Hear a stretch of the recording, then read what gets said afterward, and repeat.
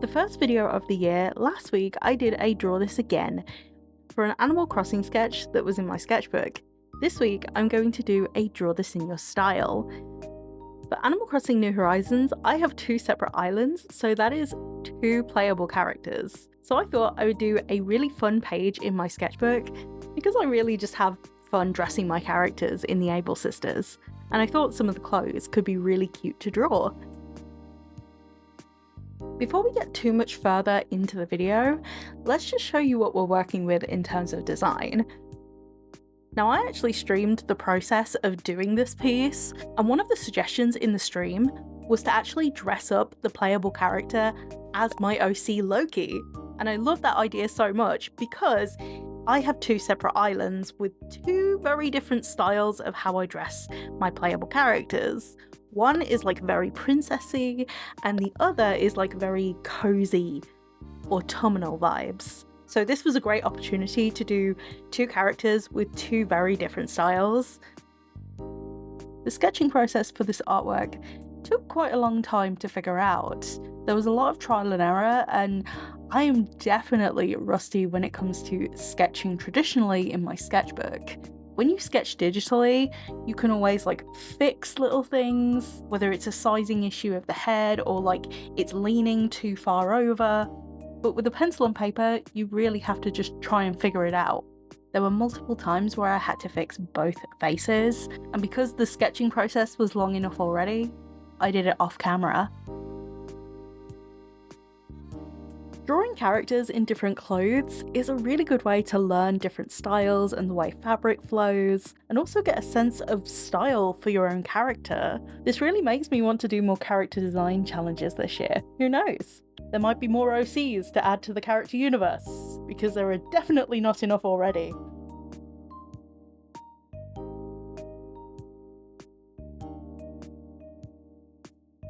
Now I'm going into drawing the second character.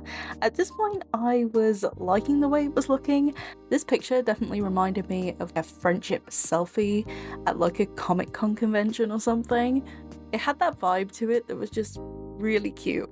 However, when I actually propped the drawing up, I realised that the face was leaning quite significantly. If there is any advice I could give to a beginner artist or any artist starting out, tilt, rotate, flip.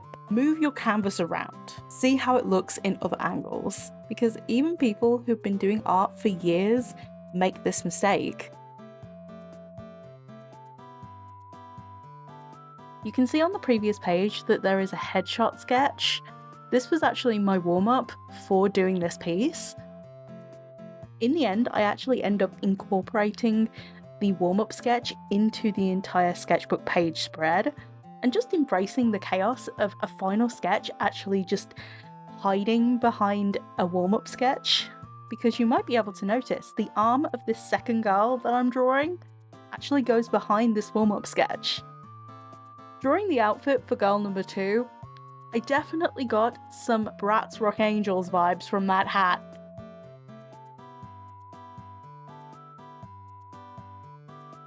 Now let's get on to the colouring process. Now usually I go for watercolour and line work. However, I thought, why not go for markers and lineless almost? I say almost because I wanted to do at least some of the lines afterwards in pencil crayon over the top. This was a technique that I used to do quite a lot while I was at university, but then I grew comfortable with doing line work in black all the time. I will say this process of sitting down with markers and trying to get that ultimate contrast without the use of line work, at least at first, is almost like you're sculpting out of the colour, and it's really fun. As for the markers, I'm using a mix of Copic Chow and Sketch, as well as some Ohuhus for other colours.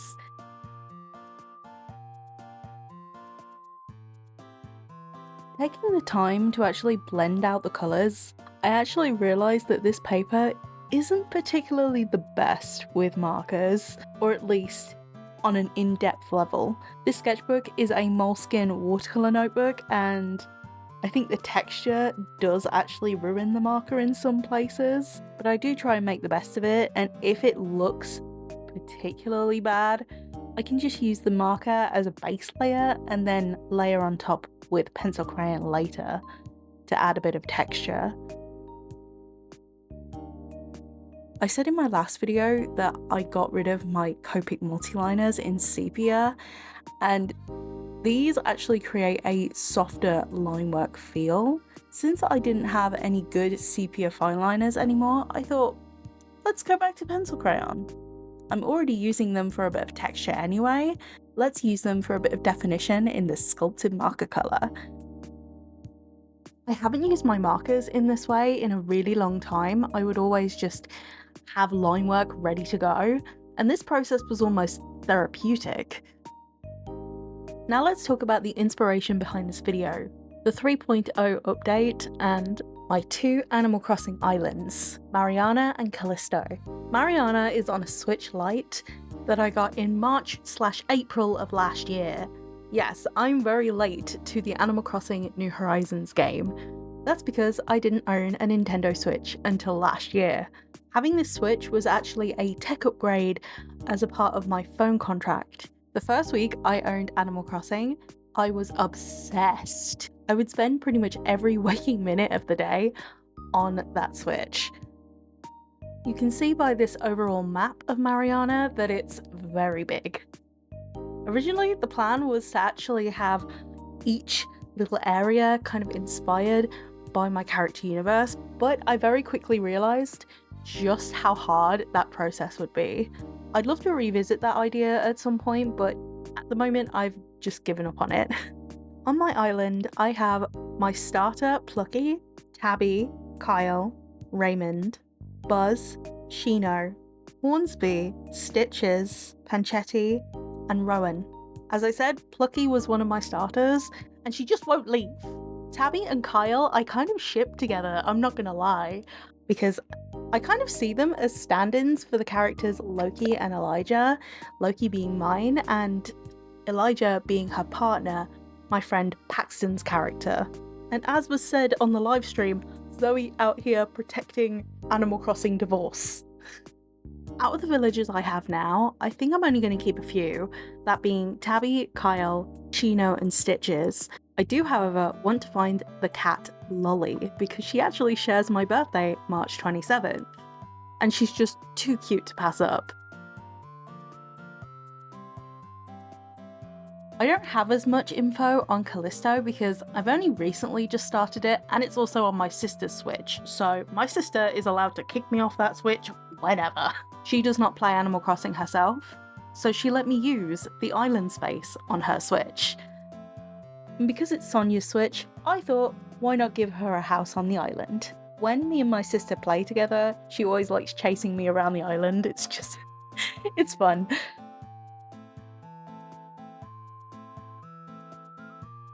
When it comes to my character Loki, I really love drawing her hair. It's just so much fun in terms of colour, and also the curls are really fun too. So that's why I thought the gothic headdress in Animal Crossing would suit Loki the best. Also, it has very princessy vibes, which she is a princess, so everything matches very well.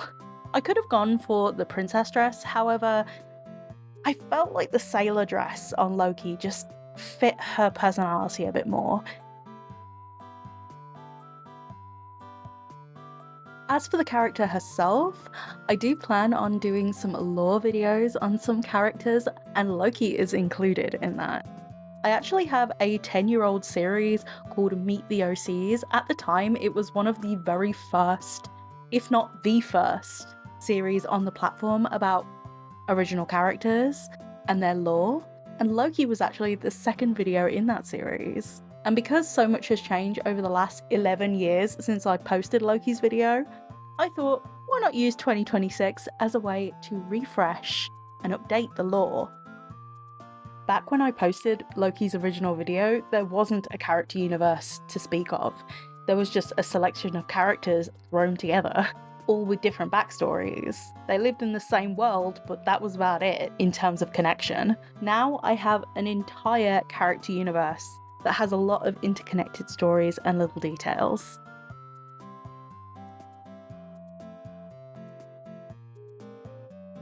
So I really hope you stay tuned for all the content and artwork that I have planned this year. I have a lot of ideas and definitely will be up for suggestions in the comments section of what you would like to see from me to add to the list.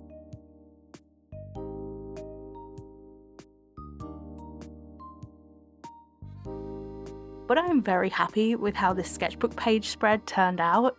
There was definitely a lot of moments of trust the process, but it definitely all worked out in the end.